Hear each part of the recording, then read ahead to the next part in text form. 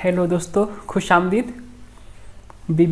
BCC knowledge hub आज आपके सामने लेके आया है चारपाई का अगला हिस्सा और ये लास्ट हिस्सा है, यानी कि हिस्सा 3।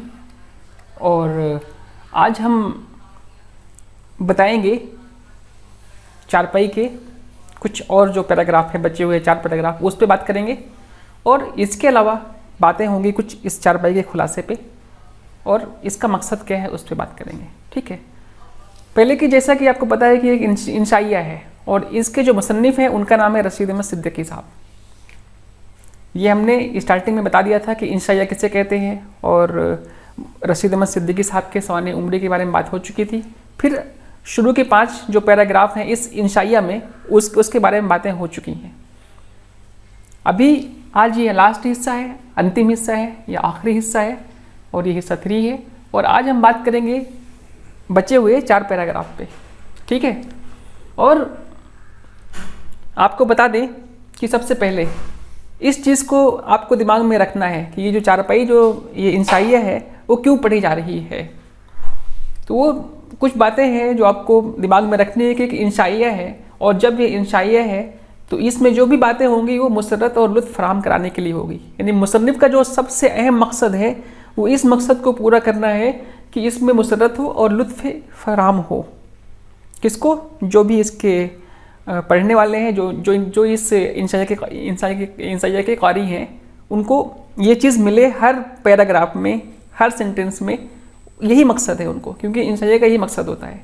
दूसरी चीज़ क्या है कि इसमें कई चीज़ें इस्तेमाल हुई हैं, जो अगर आप इसमें सनात की बात करेंगे तो कई सनातें यहाँ पे यूज़ हुई हैं। जैसे यहाँ पे तशबीह का है, तंज़ का है और तज़ाद का है, और साथ में जो इशारे होते हैं यानी कि किनाया कह सकते हैं, उसका भी बखूबी इस्तेमाल हुआ है। ये सब चीज़ें आप देखेंगे। और इसमें जो सबसे ख़ास इशारा है वो इस बात का है कि हिंदुस्तान के लोगों का रहन सहन कैसा है और उनके तौर तरीके क्या हैं। उस चीज़ को समझाने के लिए उन्होंने चारपाई का सहारा लिया, और इस चारपाई के ज़रिए उन्होंने हिंदुस्तान का जो आईना है आम लोगों का, ठीक है, आम लोगों का जो आईना है, और कुछ जो राजा टाइप के लोग हैं उनके बारे में भी थोड़ी सी बातें इन्होंने रखी हैं चारपाई के ज़रिए, कि किस तरह से चारपाई और इन लोगों में क्या मुशाबहत है, और ये एक दूसरे से कैसे तशबीह के तौर पे आ सकते हैं, कैसे इन चीज़ों को एक दूसरे से जोड़ सकते हैं। ये बहुत ही अच्छी इंशाइया है। पिछले 2 क्लास में हमने इसके 5 पैराग्राफ आपको बताए, और अगली जो आज की क्लास है, जो अभी हम जो बताने जा रहे हैं, अगले जो 4 हिस्से बचे हैं, 4 पैराग्राफ बचे हैं, उस पर बात करते हैं। तो देखते हैं जो इसका पहला पैराग्राफ है, कि ये जो पैराग्राफ है इसको पढ़ते हैं और समझने की कोशिश करते हैं। ठीक है, चारपाई एक अच्छे बक्स का भी काम देती है। तकिए के नीचे हर किस्म की गोलियां, जिनके इस्तेमाल से आपके सिवा कोई वाकिफ़ नहीं होता। एक आध रुपया, चंद ढीले पैसे, स्टेशनरी, किताबें, रिसाले, जाड़े के कपड़े, थोड़ा बहुत नाश्ता, नक्श सुलेमानी, फ़हरिस्त, दवाखाना, सम्मन, जाली दस्तावेज़ के कुछ मसौदे, ये सब चारपाई में आबाद मिलेंगे।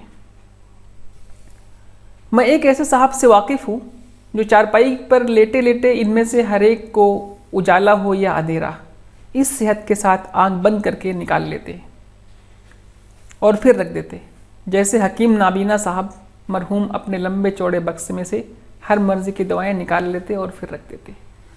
तो ये जो पैराग्राफ है ये इस इंशाइया का 6वां पैराग्राफ है, और आज का ये पहला पैराग्राफ है।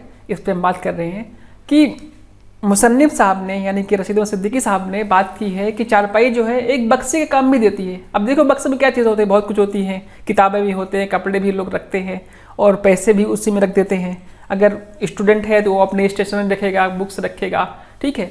और इसी तरह से अगर कोई मतलब कि लेडीज़ है, मतलब कि औरत है या फिर लड़की है, तो वो क्या रखेगी, अपने जो सजने संवरने के सामान है वो रखेंगे। तो इस तरह से अगर कोई मतलब कि डॉक्टर है या हकीम है तो कुछ दवाएं रखेंगे, ठीक है, और उसकी फ़हरिस्तें होंगी, कुछ जाली दस्तावेज़ होंगी, तो ये सब चीज़ें होंगी। तो यही चीज़ें यहाँ पे बताया जा रहा है कि ये जो चारपाई है एक बक्से की तरह कैसे है, इसको बताने के लिए बताया कि तकिए के नीचे हर किस्म की गोलियाँ। अब चारपाई की जो तकिया रखा हुआ है चारपाई के ऊपर, उस तकिए के नीचे हर किस्म की गोलियां रख दी गई हैं जिसके इस्तेमाल से आपके सिवा कोई वाकिफ़ नहीं होता। यानी उसको कैसे इस्तेमाल करना है, कौन सी गोलियां कब लेनी है, ये आपको पता है क्योंकि आपने अपने सराहने रखा हुआ है तकिए के नीचे, ठीक है। और साथ में आपने कुछ एक आध रुपया रखा हुआ है, चंद ढीले पैसे, कुछ फुटकर पैसे रखे हुए हैं। फिर स्टेशनरी के जो सामान है, मतलब कि पेंसिल हो गई, कलम हो गई और इस तरह की जो भी चीज़ें हैं, स्टेपलर हो गया, ये सब चीज़ें का कभी एक बक्सा छोटा सा आपने साइड में रखा हुआ है कि किताबें और जो रिसाले हैं वो रखे हुए हैं। जाड़े के कपड़े हो गए, जो मतलब कि शाल वगैरह हो गए या फिर स्वेटर भी हो सकती है, वो भी साइड में रखी हुई है। थोड़ा बहुत नाश्ता भी है, अगर टाइम पे अगर जैसे आप कुछ पढ़ लिख रहे हैं, बीच में आपको कुछ खाने को मन किया तो नाश्ता भी कर लिया। इस तरह से नक्शे सुलेमानी का जो मतलब है, चलिए ये तावीज़ भी जैसे बनाते हैं इस तरह की चीज़ें हैं, उसके कुछ फार्मूले होते हैं। फार्मूले का मतलब होते हैं कुछ ऐसे वर्ड्स लिख देते हैं और उसको रख देते हैं, मतलब कि जिससे किसी की नज़र ना लगे, इस तरह की चीज़ें होती है। तो इसको जरा आप मीनिंग में जाके इसको आप देख सकते हैं कि नक्शे सुलेमानी का एग्जैक्टली क्या मतलब है, आप देख लीजिए, ठीक है। अभी वैसे भी इसको बताया जाएगा, ठीक है। फिर फेरिस्त दवाखाना यानी कि दवाखाना में कौन कौन सी दवाएँ हैं उसकी पूरी लिस्ट है, ठीक है। संबंध है, फिर जाली दस्तावेज़ के कुछ मसौदे हैं, ठीक है। ये सब चारपाई में आबाद मिलेंगे, मतलब हर तरह की चीज़ें, जैसे स्टूडेंट है तो उसके हिसाब से, लड़कियां हैं तो उसके हिसाब से है, बूढ़े हैं तो उनके हिसाब से, डॉक्टर है तो उनके हिसाब से, वो अपने हिसाब से अपनी चीज़ें चारपाई पे रख सकता है, यानी ये बक्से की तरह भी काम आ सकती है। फिर एक मिसाल दिया मुसन्निफ साहब ने कि मैं एक ऐसे साहब से वाकिफ़ हूँ जो चारपाई पर लेटे लेटे उनमें से हर एक को उजाला हो या अंधेरा इस सेहत के साथ आंखें बंद करके निकाल लेते हैं और फिर रख देते हैं। मतलब कि जैसे एक ऐसे आदमी है जिनके बारे में ये मुसन्निफ साहब बता रहे हैं कि हम उनसे बहुत ही वाकिफ़ हैं, मतलब हम जानते हैं उनको कि वो इस तरह से है कि आंख बंद करके आराम से वो किसी भी टाइम, सुबह हो, शाम हो, रात हो, दिन हो, किसी भी टाइम आंख बंद करके हाथ बढ़ाएंगे और जो भी सामान उनको चाहिए वो आराम से निकाल लेते हैं, ठीक है, और फिर रख देते हैं। वो इसी तरह से है कि कोई अगर अंधा हकीम हो, एक हकीम मीना साहब के उन्होंने फिर बताया कि वो क्या करते थे, अपने लंबे चौड़े बक्से से कोई भी जो भी मर्ज की दवाएं होती थी उसमें से पार्टिकुलर मर्ज की दवा निकाल लेते थे और फिर रख देते थे, ठीक है। तो इसी तरह से वो साहब भी ऐसे थे कि चारपाई पे लेटे लेटे आंखें बंद किए हुए आराम से हाथ बढ़ाए और उनको जो चाहिए वहाँ से निकाल लिया, ठीक है। तो ये जो पैराग्राफ है इसमें ये चीज़ बताई जा रही है कि चारपाई की जो मिसाल है एक बक्स की तरह है और बक्स की तरह कैसे है उसके बारे में पूरी बातें कर दी गई। नेक्स्ट देखिए जो पैराग्राफ है वो आप देखिए, ये बहुत ही अच्छा है। इसमें बताया कि चारपाई जो है को हुकूमत से जोड़ने की बात की जा रही है। कैसे कि हुकूमत भी चारपाई ही से होती है, हुकूमत भी चारपाई ही पर से होती है। ख़ानदान के कर्ता धर्ता चारपाई ही पर विराजमान होते हैं, वहीं से हर काम के अहकाम जारी होते रहते हैं और गुनाहगार को सज़ा भी वहीं से दी जाती है। आलात सज़ा में हाथ पाँव, ज़बान के अलावा डंडा, जूता, तामलोट भी हैं जिन्हें अक्सर फेंक कर मारते हैं। ये इसलिए कि तवक्कुफ़ करने में गुस्से का जो ताव मुद्दिम न पड़ जाए और इन आलात को मुजरिम पर इस्तेमाल करने के बजाय अपने ऊपर इस्तेमाल की ज़रूरत महसूस ना होने लगे। तो यहाँ पे एक मज़ाहिका बात भी है, ठीक है। पहले फिर समझते हैं कि हुकूमत भी चारपाई ही पर से होती है, यानी कि हुकूमत भी अगर देखा जाए तो पहले के टाइम का जो था, आज के टाइम में तो कुर्सी पे से हो रही है, तो वो भी कहने का मतलब चारपाई, उस कुर्सी में भी चारपाई होते हैं। तो अगर देखा जाए तो उससे भी इसको मतलब मुशाबहत हासिल है इस बात की।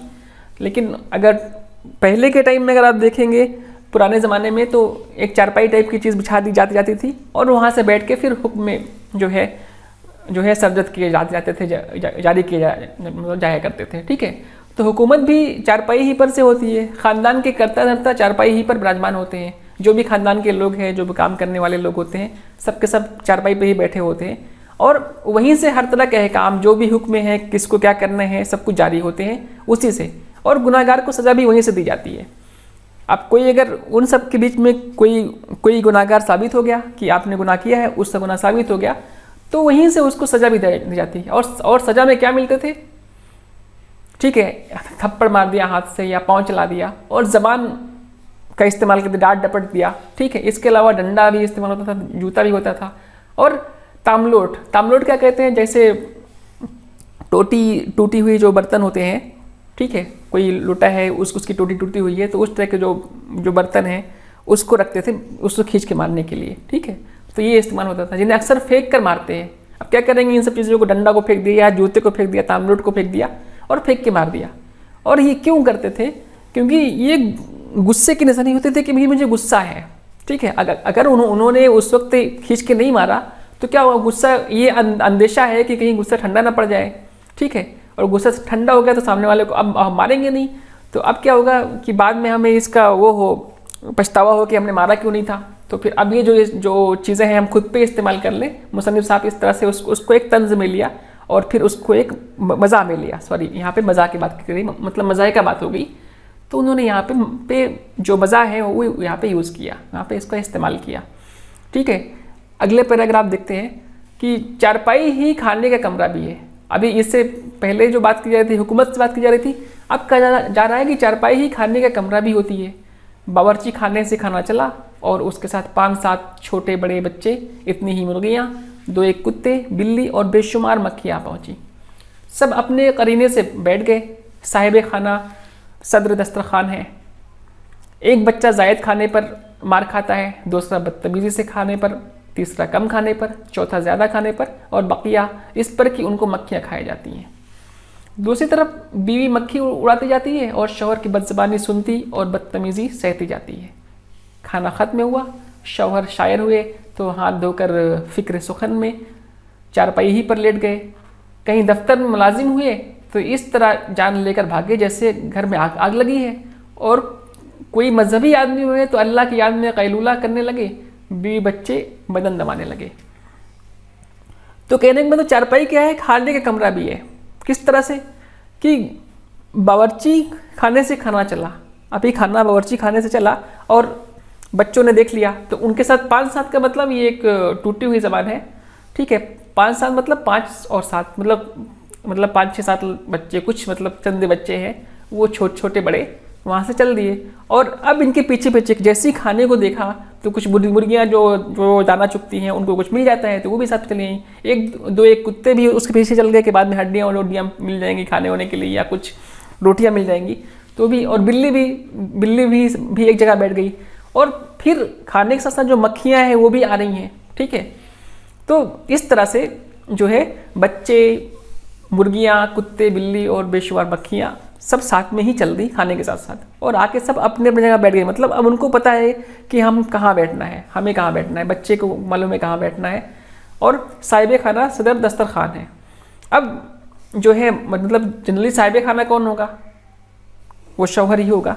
जनरली जो पुराने जो रवाज होते थे उसमें शौहर ही जो है सबसे सामने बैठता था, उसके बच्चे सब इधर उधर बैठते थे, फिर बीवी बगल में बैठती थी, इस तरह से होता था, ठीक है। एक बच्चा जायद खाने पर मार खाता है। अब क्या है, एक बच्चा जो है ज़्यादा खा लिया उसको मार देगा, दूसरा बदतमीज़ी करने पे मतलब खाना खा रहा है कुछ बदतमीज़ी करने लगा उसको मार देगा, तीसरा जो है कुछ खा ही नहीं रहा है, बहुत कम खा रहा है तो उसको डांटा जा रहा है कि भाई खाना क्यों नहीं खा रहे हो, तो उसको इस बात पे डांटा जा रहा है और पीट दिया जा रहा है। चौथा जो है ज़्यादा खाने पर पीट रहा है। तो और कुछ ऐसे भी लोग हैं जो उनको मक्खियाँ खाई जा रही हैं, मक्खियों को नहीं उड़ा रहे हैं, ठीक है। खाना भी खा रहे हैं, मक्खियाँ भी लगी हुई हैं। तो एक तरह से एक तस्वीर खींचा गया है कि आम लोग कैसे ज़िंदगी गुजारते थे और किस तरह से मराइल से वो गुजरते थे और उनके घरों में किस तरह का हाल था। वो इसको भी उन्होंने इस चीज़ का भी आईना दिखाया इस चारपाई के ज़रिए। और दूसरी तरफ क्या होता था, जो पहले के जो रस्म होते थे कि दूसरी तरफ बीवी मक्खी उड़ाती जाती थी, मतलब वो एक सेवा भी कर रही है और शौहर चिल्ला रहा है, उसकी सुन भी रही है, बदतमीजी भी सह रही है पर कुछ बोल नहीं रही है, अपना काम से कर रही है, मक्खियाँ उड़ा रही है, पंखा चल रही है, जो भी है, ठीक है। फिर खाना खत्म हुआ। अब जैसे ही खाना खत्म हुआ, अगर शौहर शायर हुए तो क्या करेंगे, फट से चारपाई पर लेट जाएंगे और फिक्र सुखन में मतलब अपना जो है शायरी में मुब्तला हो जाएंगे, ठीक है। अगर कोई दफ्तर के मुलाजिम हुए तो वो क्या करेंगे, जैसे ही खाना खत्म हुआ भागे, मतलब इस तरह भागे जैसे आग लगी है और भाग के उन्हें फट से जाके चारपाई पे लेट जाएं, इसके लिए वो भागे रहे। और कोई मजहबी आदमी हुए तो अल्लाह के आदमी कैलूला करने लगे। कैलूला का मतलब होता है कि जब खाना खाने के बाद थोड़ा सा आराम करते हैं तो उसको कैलूला बोलते हैं। तो वो लेट गए। अब जब वो लेट गए तो बीवी बच्चे उनके बदन दबा रहे हैं। तो ये एक नक्शा कसी है पुराने ज़माने में किस तरह से लोग रहते थे और किसका क्या मकाम था उसको बताया गया है कि शौहर का मकाम सबसे बड़ा था, फिर बीवी का था, फिर बच्चों के ऊपर किसकी चल जाती थी, माँ उनको मार देती, डांट देती, ये रहता था। और जो जनरली जो आम लोग रहते थे उस पर शौहर काफ़ी हावी होता था, गालिब हुआ करता था, तो बीवी को बात बात पे डांटता था। तो वो सब चीज़ें यहाँ पे बताई गई हैं। इसके बाद देखिए जो अगला पैराग्राफ है, इसमें कि चारपाई हिंदुस्तान की आबहवा, तमद्दुन और माशरत, ज़रूरत और ईजाद का सबसे भरपूर नमूना है। हिंदुस्तान और हिंदुस्तानियों के मानिंद ढीली ढाली, शकिस्ता हाल, बेसर सामान, लेकिन हिंदुस्तानियों की तरह गालिब और हुक्मरान के लिए हर किस्म का सामान्य राहत फराम करने के लिए आमादा, कोच और सोफे के दिलदादा और ड्राइंग रूम के असीर इस राहत और आफियत का क्या अंदाज़ा लगा सकते हैं जो चारपाई पर मुयस्सर आती है। शोरा ने इंसान की खुशी और खुशहाली के लिए कुछ बातें मुंतखब कर ली हैं, मसलन सच्चे दोस्त, शराफत, फरागत और गोशे चमन। हिंदुस्तान जैसे मुल्क के लिए ऐश और फरागत की फहरिस्त इससे मुख्तसर होनी चाहिए। मेरे नज़दीक तो सिर्फ एक चारपाई उन तमाम लवाजिम को पूरा कर सकती है। अब देखिए ये जो पैराग्राफ है, इसमें मुसन्निफ साहब ने, रशीद अहमद सिद्दीकी साहब ने बताया कि चारपाई हिंदुस्तान की आब व हवा, ठीक है, और तमद्दुन का मतलब होता है तौर तरीका, और माशरत मतलब सोसाइटी, ज़रूरत और ईजाद का सबसे भरपूर नमूना है। मतलब अगर ये जो चारपाई है, अगर आप उसको गौर करेंगे तो उसमें आपको कई चीज़ें मिल जाएंगी। हिंदुस्तान की आबहवा कैसी है, कैसे वहाँ का रहन सहन था, उसका तौर तरीके कैसे थे, उसकी जो सोसाइटी थी वो कैसी थी उस टाइम का, जिस टाइम ये चारपाई लिखी गई, ये उस वक्त की बात है, ठीक है। उस वक्त हिंदुस्तान का क्या आलम था उसको इन्होंने बताया, ठीक है। फिर क्या क्या ज़रूरतें आम लोगों को होती थी उसका भी यहाँ पे नमूना चारपाई में आपको मिल जाएगा, ये मुसन्निफ साहब कहना चाहते हैं। अब जैसे हिंदुस्तान और हिंदुस्तानियों की मानिंद, अब यहाँ पे मानिंद का जो लफ्ज़ यूज़ हुआ है ये बता रहा है कि यहाँ पे तशबीह दी जा रही है, ठीक है। तो हिंदुस्तान और हिंदुस्तानियों की मानिंद ढीली ढाली शकिस्ता हाल, बेसर सामान, लेकिन हिंदुस्तानियों की तरह गालिब और हुक्मरान के लिए हर किस्म का सामान्य राहत फराहम करने के लिए आमादा, कोच और सोफे के दिलदादा, ड्राइंग रूम के असीर इस राहत वाफियत का क्या अंदाज़ा लगा सकते हैं जो चारपाई पर मुयस्सर आती है। तो यहाँ पे देखिए कुछ तजाद है। पहला जो अगर यहाँ से यहाँ तक देखेंगे, यहाँ पे तो आपको तशबीह मिल गई। इसके आगे जब आप ये पूरा पढ़ेंगे, ये वाला जो जुमला है इसको कंप्लीट करेंगे यहाँ तक, तो आपको यहाँ पे तजाद मिलेगा। पहली बात क्या है, हिंदुस्तानियों की तरह ढीली ढाली, मतलब जो बहुत ही देखने में तो बहुत सुस्त लगते थे, शकिस्ता हाल, परेशान हाल, ठीक है, और ज़्यादा उनके पास कुछ सामान नहीं है रहने के लिए, आप गुजर बसर करने के लिए, फिर भी वो क्या होते थे कि गालिब होते थे। और हुक्मरान का मतलब वो जब कोई चीज़ ठान लेते थे, डट जाते थे, तो फिर डट जाते थे। कोई अगर उनके ऊपर हमलावर होता तो उसको फ़ौरन उसका मुकाबला भी करते थे। अगर जनरल आप देखेंगे, जनरली उमूमन तो वो बहुत ही ढीले ढाले रहते थे, और आपस में अगर आप उन लोगों को देखेंगे बेचारे कुछ परेशान हाल दिखते थे, सामान भी मतलब उनका गुजर बसर भी बहुत ही मुश्किल से होता था। लेकिन जब कोई सामने वाला उन पे अटैक कर दे, हमला कर दे, तो फिर वो गालिब ही आते थे, क्योंकि बहुत ही ताकतवर भी थे, ठीक है। और हुक्मरान के लिए हर किस्म का सामान राहत फराहम करने के लिए आमादा, ठीक है, यानी कि हुक्मरान के लिए फिर वो अपनी जान तक भी निछावर करने के लिए तैयार रहते थे। ऐसे लोग थे हिंदुस्तानी, ठीक है। तो यहाँ पे पहले तो बताया गया कि इनकी जो वो थी बहुत ही ढीले ढाले सुस्त टाइप के रहते थे, ढीले ढाले लोग रहते थे, शिकस्ता हाल, परेशान थे। फिर दूसरी बात बताई गई कि उसके बरअक्स, उसके अपोजिट अगर इन पे अगर कोई हमला कर दिया जाए तो फिर ये गालिब आते थे। और इस तरह से गालिब आते थे कि हुक्मरान के लिए, मतलब जो भी बादशाह है उस वक्त का, उसके लिए वो अपनी जान तक निछावर करने के लिए तैयार रहते थे, ठीक है।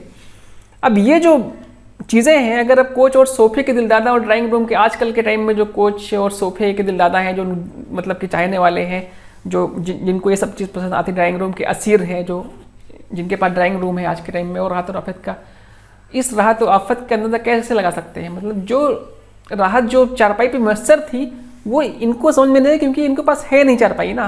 वो पुरानी चारपाई जो जिस पे गुजर बसर होता था, उस पे जो राहत और जो सुकून उन आम हिंदुस्तानियों को मिलती थी, आज के टाइम पे ये जो सोफे हैं और कोच हैं या ड्राइंग रूम के असीर जो भी चीज़ें हैं उस पे नहीं मुयस्सर है। उसका जो कंपैरिजन है, उसका जो मुकाबला आज नहीं कर सकते। किस उसमें सुकून के मामले में, क्योंकि चारपाई में सब कुछ, मतलब कि इंसान जो है बहुत पैसे वाला नहीं था, परेशान हाल ज़रूर था, ठीक है, एक जो नस्ली चीज़ थी, ढीली ढाली थी, सब कुछ था। लेकिन उसके बाद भी अगर जो है आज के टाइम पे जिनके पास सोफे हैं और जो ड्राइंग रूम रखते हैं, उनके पास जो है वो सोचते हैं कि हम बहुत राहत और आफियत से रह रहे हैं, बहुत सुकून से रह रहे हैं, तो लेकिन वो सुकून नहीं था जो आम लोगों में, जो चारपाई पे रहने वाले लोग थे उनमें था। यहाँ पे ये बातें बताई जा रही हैं। फिर शोरा ने इंसान की खुशी और खुशहाली के लिए कुछ बातें मुंतखब कर ली। मतलब कुछ जो शायर हजरात थे उन्होंने जो है खुशहाली के लिए जो बातें बताई हैं, जैसे सच्चे दोस्त होना चाहिए, शराफत, फरागत और गोशे चमन।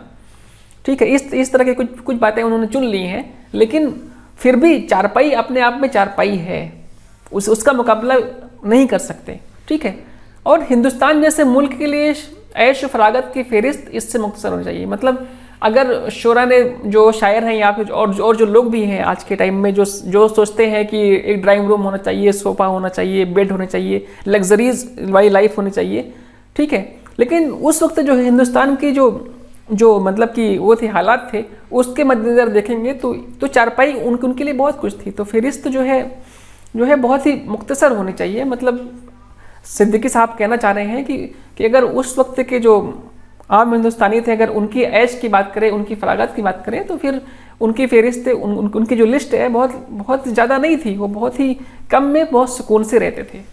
ठीक है, और फिर अपनी उन्होंने बात बताई कि मेरे नज़दीक क्या बात है। तो मेरे नज़दीक तो सिर्फ एक चारपाई इन तमाम लवाज़िम को पूरी कर सकती थी। मतलब जो उनकी ख्वाहिश थी, मतलब कि आम जो इंसान थे, आम हिंदुस्तानी थे उस वक्त के, उनकी जो ख्वाहिश थी और जो उनकी आरज़ू थी, उनकी जो तमन्नाएँ थी, वो जो चाहते थे, वो एक चारपाई ही उनको जो है पूरा कर सकती थी, उसके सारी ज़रूरियात को वो पूरा कर सकती थी। ठीक है, तो ये तो बात हो गई चारपाई पे। इन चारों पैराग्राफ को हमने पढ़ा। अगर आप देखेंगे तो हमने ये चारों बातें कर ली हैं। ठीक है, अब हम थोड़ा सा इसके खुलासे पे आते हैं कि देखिए इस पे क्या क्या चीज़ें मिलती हैं। अगर आप पहले उस पे जाएंगे, शुरू में चलते हैं चारपाई के, तो यहाँ पे बताया गया कि चारपाई और मज़हब जो है एक दूसरे की मशाबत रखते हैं।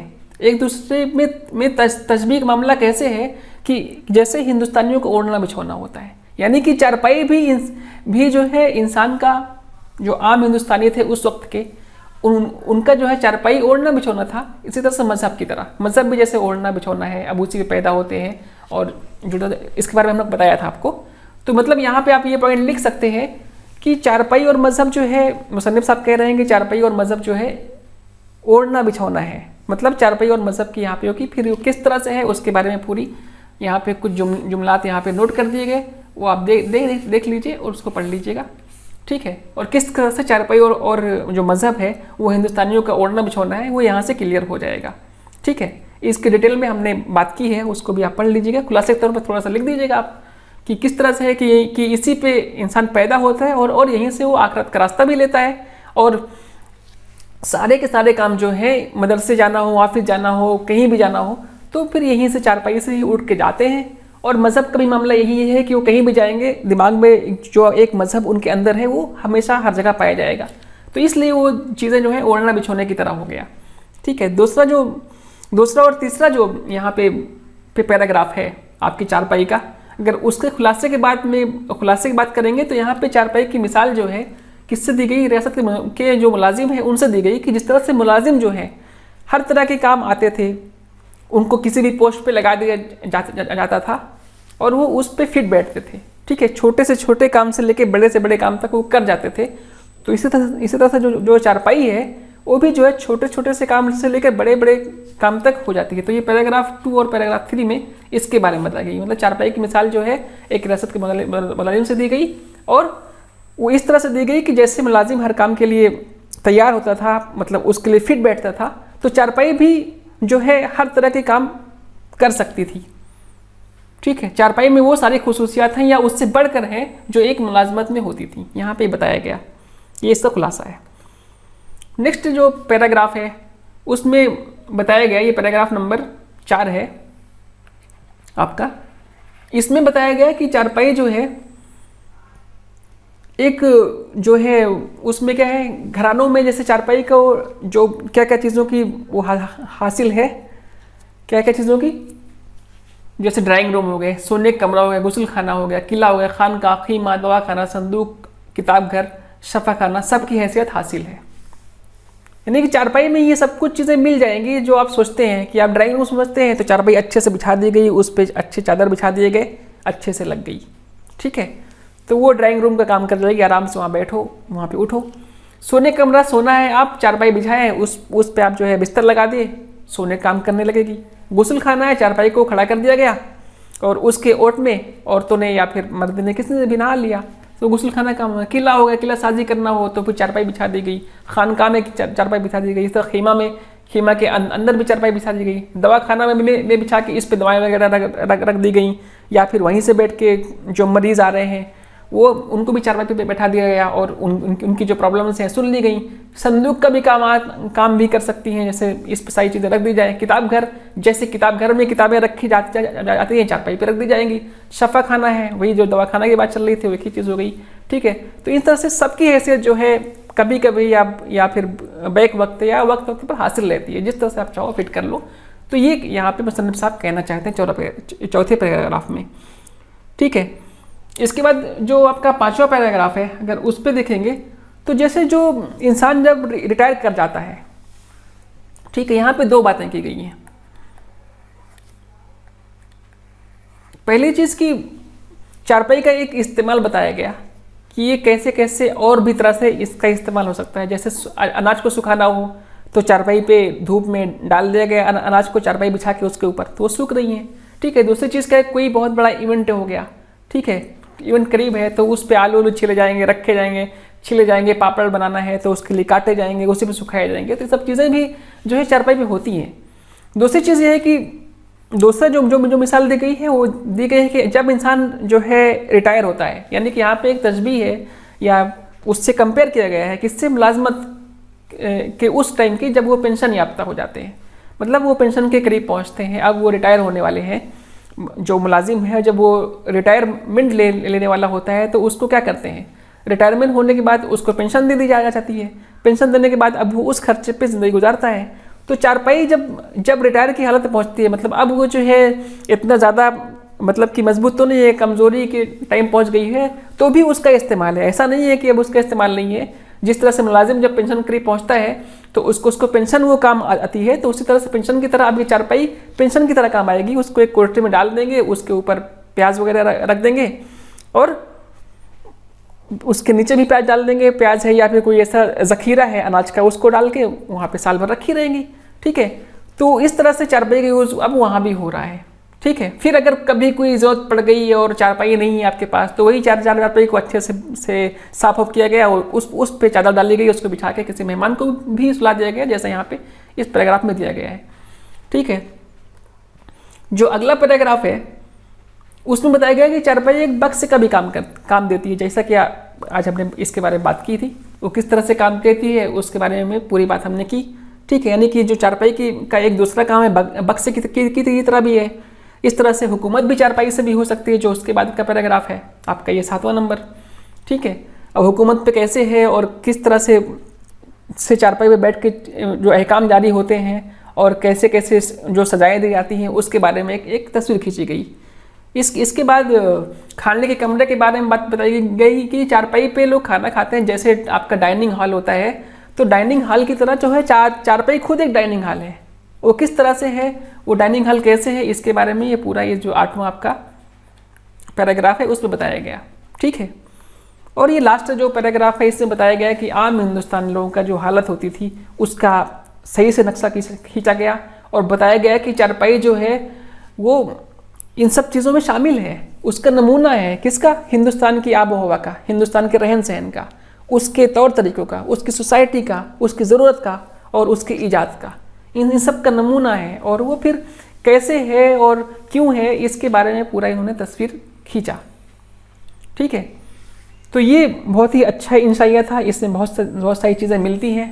पहली बात तो जो इंसाइया का मकसद है वो पूरा करता है, फिर उसके साथ साथ इसकी जो मिसालें हैं वो हिंदुस्तान से के आम लोगों से, जो उनके आम लोगों के रहन सहन थे वो कैसे थे, उसका पूरा जो है नक्शा खींचता है, उसका आईना दिखाता है।